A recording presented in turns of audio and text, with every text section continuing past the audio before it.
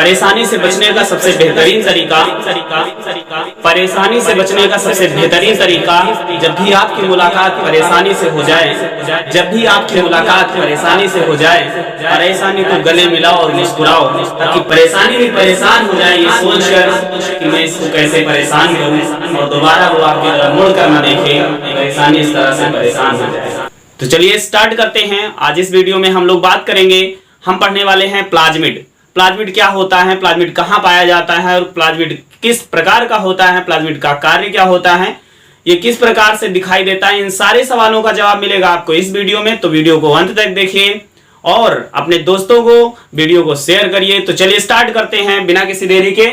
सबसे पहले हम बात करते हैं कि प्लाज्मिड क्या होता है। तो देखिए प्लाज्मिड लिखा हुआ है, प्लाज्मिड हम लोगों को कैसा दिखाई देता है इसके बारे में सबसे पहले हम बात करेंगे।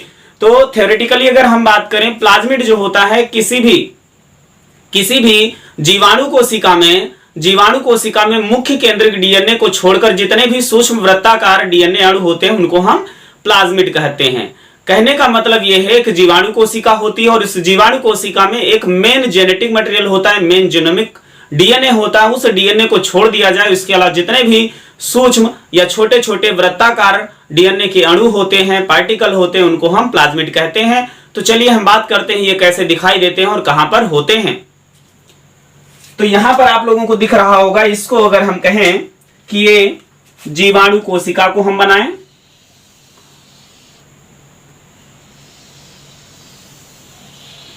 ये जो है इसको हम अगर जीवाणु कोशिका कहें तो ये हमारा जो होगा मेन जेनोमिक मटेरियल होगा, या इसको हम मेन डीएनए बोलेंगे, मेन डीएनए या मेन जेनेटिक मटेरियल बोलेंगे। इसके अलावा इस कोशिका में सूक्ष्म छोटे छोटे वृत्ताकार जो डीएनए के अणु होते हैं इनको हम क्या कहते हैं, प्लाज्मिड कहते हैं। क्या कहते हैं, प्लाज्मिड कहते हैं। तो कहने का मतलब यह है कि किसी भी जीवाणु कोशिका में मुख्य केंद्रक डीएनए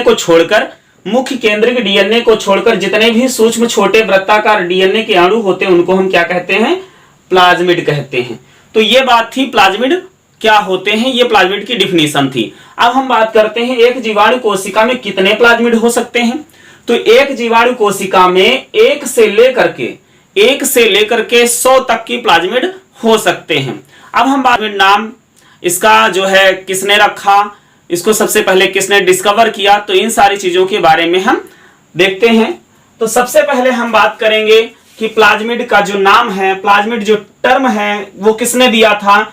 तो फर्स्ट ऑफ ऑल प्लाज्मिड जो वर्ड है, टर्म है, ये जोशुआ लीडरबर्ग ने 1952 में दिया था। किस सन में दिया था, 1952 में सबसे पहले प्लाज्मिड नाम दिया था जोशुआ लीडरबर्ग ने। अब हम बात करते हैं कि जो प्लाज्मिड होते हैं मौजूदा हालत में अगर हम बात करें कि प्लाज्मिड कितने हैं, तो प्लाज्मिड जो हमारे 500 से अधिक भी खोजे जा चुके हैं, 500 से भी अधिक हमारे प्लाज्मिड खोजे जा चुके हैं।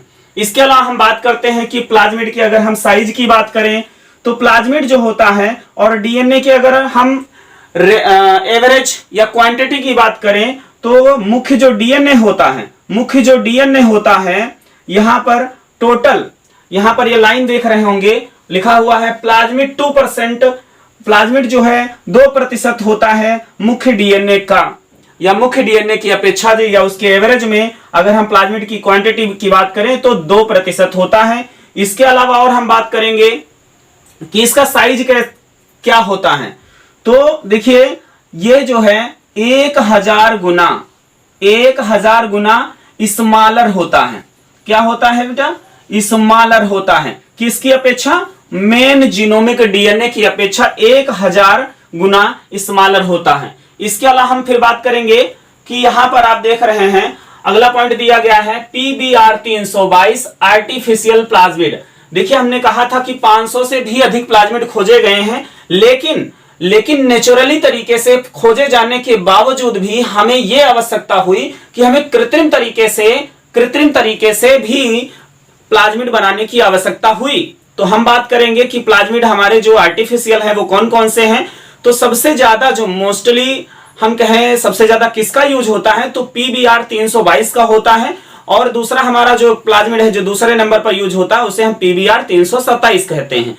तो यहां पर आप देख रहे हैं PBr 322 आर्टिफिशियल प्लाज्मिड जो किसने बनाया है, लिखा हुआ है फॉर्म्ड इन, बनाया गया इन 19, यहां पर दिया गया है 1977 में दिया गया है। और कहां पर बनाया गया, तो हार्वर्ड की लैब में बनाया गया था। एक साइंटिस्ट थे हार्वर्ड, तो उनकी लैब में यह बनाया गया था। अब इसके बाद में हम बात करते हैं कि प्लाज्मिड कितने प्रकार का होता है, प्लाज्मिड कितने प्रकार का होता है। और यहां पर हम बात करेंगे जो PBr 322 दिया गया है इसका मतलब क्या होता है। तो यहां पर P का मतलब प्लाज्मिड से लिया गया है, P का मतलब किससे लिया गया है, प्लाज्मिड से लिया गया है। और B का मतलब जो है यहां पर किससे लिया गया है, बोलीवर से लिया गया, किससे लिया गया है, बोलीवर से लिया गया है। और R जो होता है ये रोड्रिगेज से लिया गया है, किससे लिया गया है, रोड्रिगेज से लिया गया है। और 322 जो है ये आपको नंबर दिख रहा है। इसके अलावा अगर हम बात करें कि जो हमारा PBr 322 जो है इसमें R पाया जाता है। R का मतलब एक ऐसा रीजन होता है जिसको हम रेजिस्टेंस साइट कहते हैं। कहने का मतलब देखो प्लाज्मिड जो हमारा होता है यहां पर आप देख रहे हैं, इसको भी हम बताएंगे, इसमें रेजिस्टेंट जीन होता है। रेजिस्टेंट जीन का मतलब यह होता है ये किसी भी एंटीबायोटिक्स औषधि के लिए रेजिस्टेंट होता है। मतलब जिस किसी जीवाणु में ये पाया जाएगा, जिस किसी जीवाणु में डाला जाएगा तो उस जीवाणु को कौन सी दवाएं, कौन सी एंटीबायोटिक्स औषधियां उस पर असर नहीं करेंगी। तो यहां पर आप देख रहे हैं जो PBr 322 है इस पर जो है दो जो ऐसी औषधियां हैं, दो क्षेत्र होते हैं जो रेजिस्टेंट जीन होते हैं, दो जीन होते हैं। और कौन सी एंटीबायोटिक औषधियां इस पर काम नहीं करेंगे PBr 322 पर, तो PBr 322 पर दो रेजिस्टेंट जीन होते हैं जो किसको एम्पीसिलिन और टेट्रासाइक्लिन, एम्पीसिलिन और टेट्रासाइक्लिन को क्या करता है, ये रेजिस्टेंट करके रखता है। मतलब ये दो औषधियां इस पर काम, एंटीबायोटिक्स जो है काम नहीं करेंगी। इसके बाद हम बात करते हैं PBr 322 में बेस पेयर कितने होते हैं, कितने न्यूक्लियोटाइड्स होते हैं, तो 43 यानी 4361 बेस पेयर होते हैं। और हम बात कर रहे थे कि दूसरा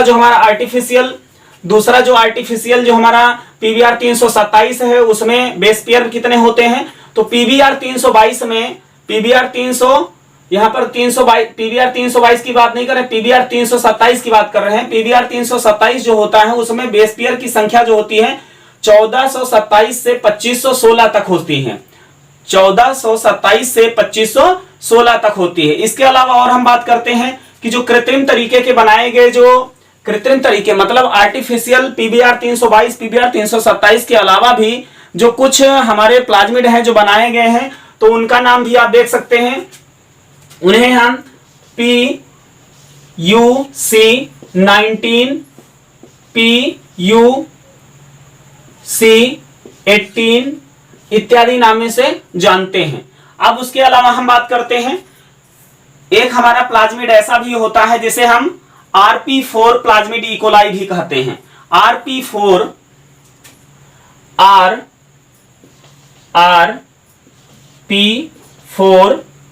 प्लाज्मिड इकोलाई कहते हैं। इसमें क्या होता है, 3 रेजिस्टेंट जीन होते हैं। एक हमारा जो होता है कनामाइसिन के लिए रेजिस्टेंस होता है, और दूसरा टेट्रासाइक्लिन के लिए रेजिस्टेंट होता है, और तीसरा एम्पीसिलिन के लिए रेजिस्टेंट होता है। अब देखिए हम लोग आगे पढ़ेंगे कि टाइप्स ऑफ प्लाज्मिड कितने प्रकार का होता है, किस प्रकार से प्लाज्मिड होता है। तो कार्य करने के आधार पर प्लाज्मिड को डिफरेंशिएट किया गया है। तो सबसे पहले यहां पर हम बात करेंगे, यहां पर F फैक्टर होता है, R फैक्टर होता है, कोल फैक्टर होता है। इसके अलावा और भी हमारे जो है यहां पर टाइप्स ऑफ प्लाज्मिड दिए गए हैं। तो सबसे पहले हम बात करते हैं जो F फैक्टर है, जो F फैक्टर प्लाज्मिड है वो फर्टिलिटी में इन्वॉल्व होता है। फर्टिलिटी मीन्स होता है एक प्रकार से उर्वर होना, मीन्स अपने विभाजन कराना, अपनी संख्या को बढ़ाना, उसको हम फर्टिलिटी बोलते हैं। देन हम कह सकते हैं कि जिसमें ये फैक्टर होता है उसको हम F पॉजिटिव, और जिसमें नहीं होता उसे हम F निगेटिव कहते हैं। कहने का मतलब ये है कि ये सेक्सुअल रिप्रोडक्शन में भाग लेता है, और इसमें 2 ओराई होते हैं। ओराई वी और ओराई टी भी होता है, ओराई बी और ओराई टी भी होता है। ओराई वी क्या है, वेजिटेटिव रिप्रोडक्शन का लिए ओराई है, ओरिजिन ऑफ साइट है, ओरिजिन जीन है, और यहां पर ओराई टी भी होता है, दोनों यहां पर प्रेजेंट होते हैं। एक पॉजिटिव की बात कर रहे थे, कौन आता है, एफ ई कोलाई आता है, जो एफ फैक्टर प्रेजेंट होता है तो उसका एग्जाम्पल क्या है, एफ ई कोलाई जो बैक्टीरिया होता है उसमें ये प्लाज्मिड कह सकते हैं, ये जो प्लाज्मिड है एफ ई कोलाई जो प्लाज्मिड होता है वो एफ फैक्टर के अंतर्गत आता है। दूसरा हमारा जो आर है, आर फैक्टर, आर फैक्टर का मतलब होता है रेजिस्टेंस फॉर एंटीबायोटिक्स लिखा हुआ है, मतलब ऐसा फैक्टर या ऐसा प्लाज्मिड है, टाइप्स ऑफ प्लाज्मिड है जो क्या करता है, एंटीबायोटिक्स के लिए रेजिस्टेंट होता। अभी हमने कहा था, अभी जैसे हमने कहा कि जो हमारा पीबीआर होता है, 2 इसमें रेजिस्टेंट जीन पाए जाते हैं। यहां पर हमने आपको बताया RP4 प्लाज्मिड इकोलाई जो होता है, 3 जो है 3 रेजिस्टेंट जीन पाए जाते हैं, 3 औषधि एंटीबायोटिक्स के लिए रेजिस्टेंट होता है। उसी प्रकार से यहां पर भी जो आर फैक्टर होता है या आर फैक्टर वाले जो प्लाज्मिड होते हैं ये क्या करते हैं, लिखा हुआ रेजिस्टेंट फॉर एंटीबायोटिक्स, मतलब ये औषधियों के प्रति जिसमें ये आर फैक्टर पाया जाएगा तो वो औषधियां जो एंटीबायोटिक्स औषधियां होंगी उनके लिए रेजिस्टेंट का काम करेगा, मतलब ये वाला प्लाज्मिड जिस किसी बैक्टीरिया में होगा उस पर वो औषधियां काम नहीं करेंगी। तो कौन सा प्लाज्मिड होता है, यहां पर आप देख रहे हैं RP4, कौन सा होता है, RP4। देखिए हमने यहां पर कहा था RP4, ये किस प्रकार का है, आर फैक्टर या आर टाइप का प्लाज्मिड्स है। उसके बाद में हम बात करते हैं कोल फैक्टर वाला जो प्लाज्मिड्स है, जिसको हम क्या कहते हैं, कोलिसिनोजेनिक। कोलिसिनोजेनिक जो फैक्टर होता है इसमें क्या लिखा हुआ है, इट कैन फॉर्म एंटीबायोटिक्स, मतलब क्या कर सकता है, इसके द्वारा हम लोग क्या कर सकते हैं, एंटीबायोटिक्स का निर्माण कर सकते हैं, एंटीबायोटिक्स बना सकते हैं, जिसमें ये फैक्टर जिस प्लाज्मिड में मौजूद होगा, यानी कि उस बैक्टीरिया का उपयोग करके हम क्या बनाएंगे, एंटीबायोटिक्स औषधि बनाएंगे, ड्रग्स बनाएंगे, एंटीबायोटिक्स ड्रग्स बनाएंगे। इसके अलावा कुछ प्लाज्मिड ऐसे होते हैं जो डीजेनरेटिव होते हैं, मतलब जिस किसी जीवाणु में होंगे वो धीरे धीरे डीजेनरेट होते रहते हैं, तो उसको डीजेनरेटिव टाइप ऑफ प्लाज्मिड कहते हैं। इसके अलावा हमारा जो होता है वेरुलेंस प्लाज्मिड जो होता है, वेरुलेंस प्लाज्मिड आप जानते हैं ये प्रभावित करेगा, एक प्रकार से संक्रमण करेगा। उसके अलावा हम बात करते हैं क्रिप्टिक प्लाज्मिड दिया गया, क्रिप्टिक प्लाज्मिड का मतलब होता है ये प्लाज्मिड होगा लेकिन क्या करेगा, कुछ नहीं काम करेगा, मतलब निष्क्रिय अवस्था में उस बैक्टीरियल सेल में पड़ा रहेगा, तो उसको क्रिप्टिक प्लाज्मिड कहेंगे।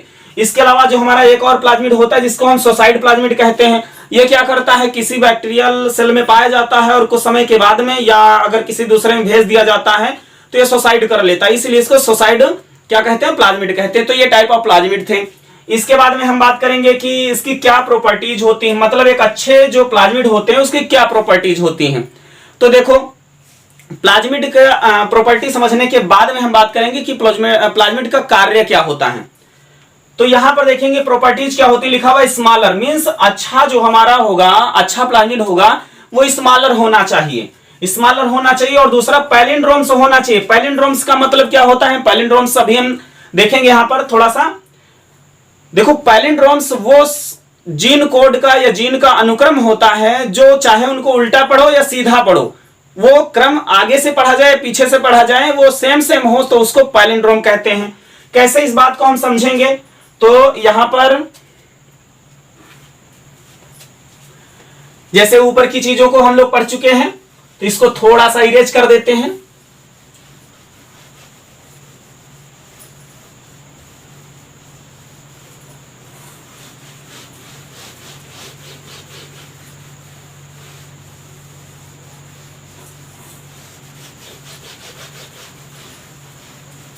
प्रॉपर्टी हम लोग पढ़ रहे थे और उसके बाद में यहां पर हम देखेंगे, हम बात कर रहे थे पैलिंड्रोम्स क्या है।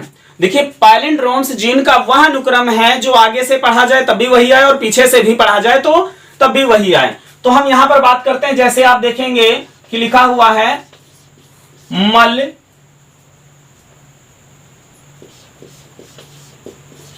या लम। अब देखिए यहां पर MA, तो MALLAAY कहने का मतलब है इसको चाहे तो आगे से पढ़ लो मलयालम आएगा और चाहे तो पीछे से पढ़ लो मलयालम आएगा, मतलब ये क्या है, एक पैलिंड्रोम है। क्या है, पैलिंड्रोम है।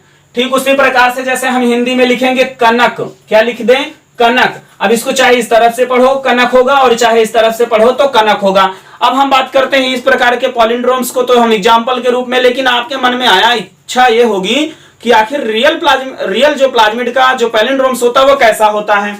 तो देखिए यहां पर एक प्लाज्मिड होता है, एक प्लाज्मिड का जो है पैलिंड्रोम होता है G A A T T C और ये 5' 3'।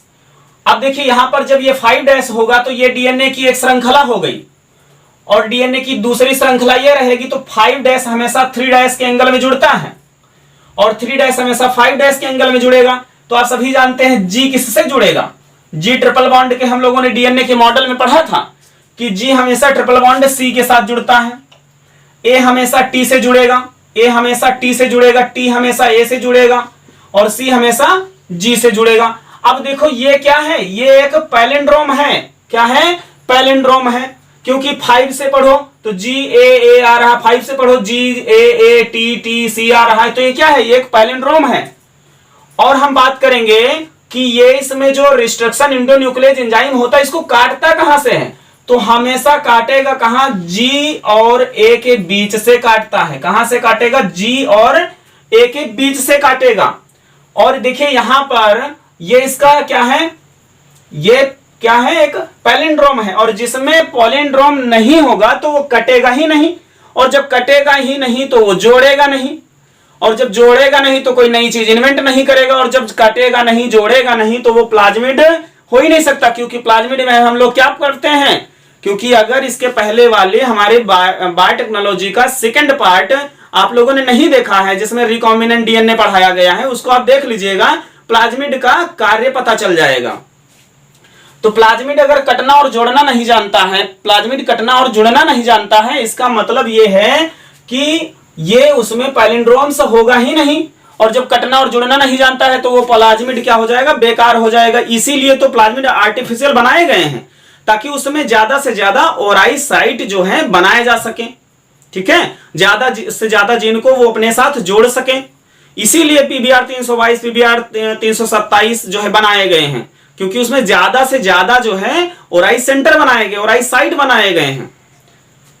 जिस किसी भी प्लाज्मिड में ओराई की संख्या कम होगी वो प्लाज्मिड उतना ही बेकार होगा। अभी प्रॉपर्टीज में हम लोग देखेंगे तो पैलिंड्रोम्स का होना, यानी जितना ज्यादा पैलिंड्रोम्स होंगे, कटिंग की क्षमता ज्यादा होगी, उतना ही वो उसकी बेस्ट प्रॉपर्टी मानी जाएगी। लिखा हुआ है जीन को इंसर्ट करे।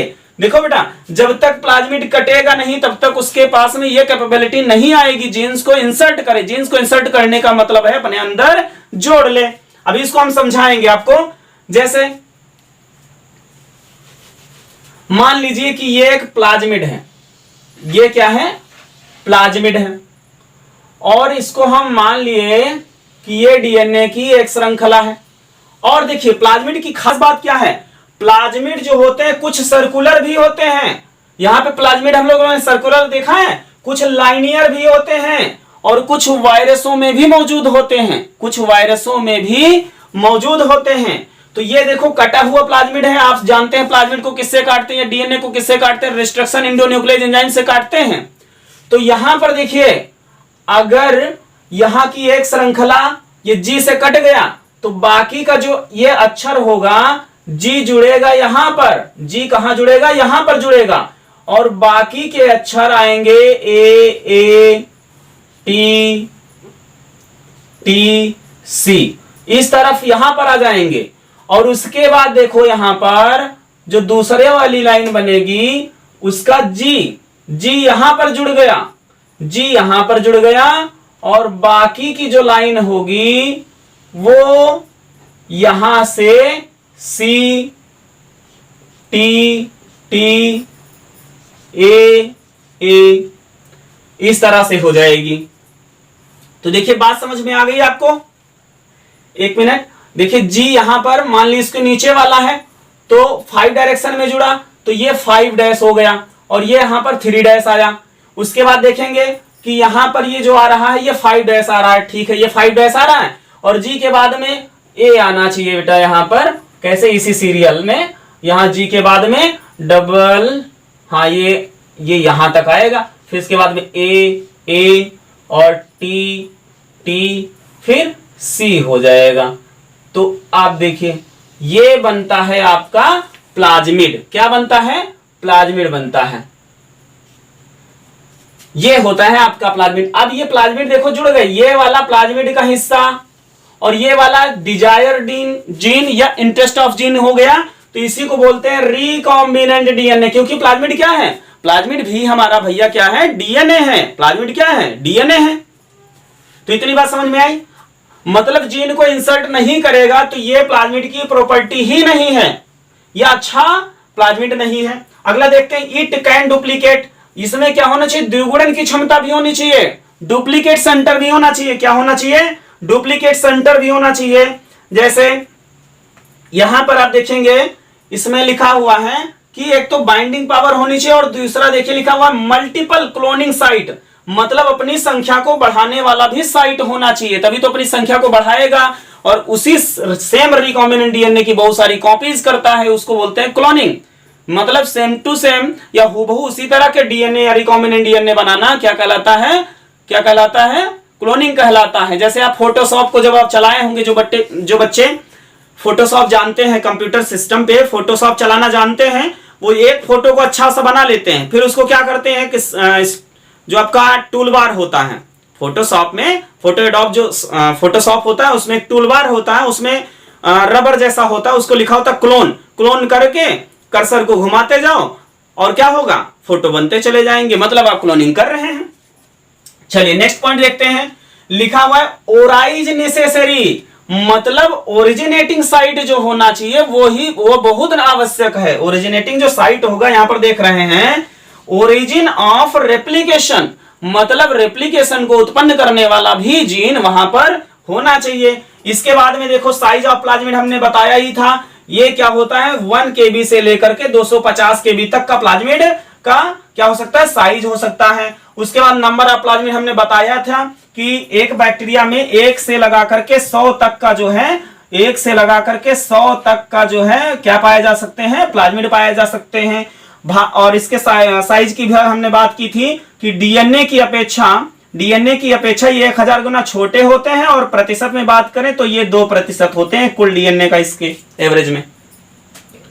अब उसके बाद में हम बात करते हैं कि लिखा हुआ है कि for more plasmid chloramphenicol reagent mixed in culture. कहने का मतलब यह है कि अगर आप एक प्लाज्मिड आपको मिल गया और आप बहुत सारा या कोई डीएनए है और उसमें चाहते हो कि बैक्टीरिया आपके लिए बहुत सारे प्लाज्मिड बना दे। आप चाहते हो कि एक बैक्टीरिया के पास में एक ही प्लाज्मिड है और आप चाहते हैं कि ये बैक्टीरिया हमें 100 दे दे। क्या दे दे? 100 प्लाज्मिड दे दे। तो अब क्या करोगे? लिखा हुआ है कि एक रिएजेंट होता है, केमिकल होता है जिसका नाम होता है क्लोरैम्फेनिकोल। क्लोरैम्फेनिकोल जो रिएजेंट होता है, इसको क्या कर देना है? मिक्स कर देना है। कहां पर मिक्स कर देना है? जहां पर आप बैक्टीरिया को कल्चर कर रहे हैं, बैक्टीरिया का संवर्धन कर रहे हैं, उसमें जब मिक्स करोगे तो क्या हो जाएगा? उसमें जो प्लाज्मिड दिया गया है बड़ी तेजी के साथ में बढ़ेंगे। तो इसको क्या बोलेंगे? Amplification of plasmid. जब डीएनए की संख्या को हम बढ़ाते हैं तो उसको बोलते हैं एम्प्लीफिकेशन ऑफ डीएनए या डिजायर्ड जीन बोलते हैं। ठीक है, जैसे हम लोग क्या कराते हैं? पीसीआर में कराते हैं। पीसीआर में जो हमारा थर्मोसाइक्लर मशीन होता है उसकी मदद से एक एपेंडोर्फ ट्यूब होती है, उसमें हम लोग क्या करते हैं? पीसीआर चेन यानी कि जिसको पॉलीमरेज चेन रिएक्शन कहते हैं, उसकी मदद से हम लोग क्या कराते हैं? बहुत सारे अरबों डीएनए बना लेते हैं, अरबों कॉपी ऑफ डीएनए बना लेते हैं, डीएनए कॉपीज बना लेते हैं। तो अब हम चाहते हैं कि बहुत सारे प्लाज्मिड बने, तो क्या हो जाएगा? उसके लिए क्लोरैम्फेनिकोल रिएजेंट मिलाना पड़ेगा। कहां पर? बैक्टीरिया के कल्चर मीडियम में। अब हम बात करते हैं प्लाज्मिड हमारा दिखता कैसे, इसके बारे में पहले भी हमने बात कर ली है, लेकिन इसके अलावा यहां पर क्या करेंगे कि देखिए ये जो प्लाज्मिड बना हुआ है इसमें कुछ भाग आपको हम बताना चाहेंगे। जैसे कि लिखा हुआ ये वाला हिस्सा आपको दिख रहा है, यानी कि इसमें मल्टीपल क्लोनिंग साइट, ऐसा साइट जो क्या करता है? इस प्लाज्मिड को मल्टीपल कॉपी में कन्वर्ट कराने में मदद करता है या प्रमोट करता है। इसके अलावा हमने कहा था रेजिस्टेंट जीन, जो रेजिस्टेंट जीन होता है वो क्या करता है, हमने बताया था कि कोई बैक्टीरिया में रेजिस्टेंट जीन आखिर होता क्यों है। जैसे मान लीजिए किसी व्यक्ति के शरीर में कोई बैक्टीरिया रह रहा है और उसके बैक्टीरिया में ऐसा प्लाज्मिड है जो कनामाइसिन की ड्रग्स को लेकर के वो बड़ा रेजिस्टेंट है। अब अगर वो व्यक्ति बुखार आने पर या किसी प्रकार के बैक्टीरियल इन्फेक्शन होने के कारण अगर वो कनामाइसिन ड्रग्स लेता है तो उसको कोई असर ही नहीं करेगा, क्योंकि वो बैक्टीरिया पर जाएगी और बैक्टीरिया का जो प्लाज्मिड है वो क्या करेगा, रेजिस्टेंट कराएगा, उस पर कुछ असर ही नहीं करेगा। तो इसलिए अब वो दवा उस पर काम नहीं करेगी। ठीक है, तो इसी प्रकार से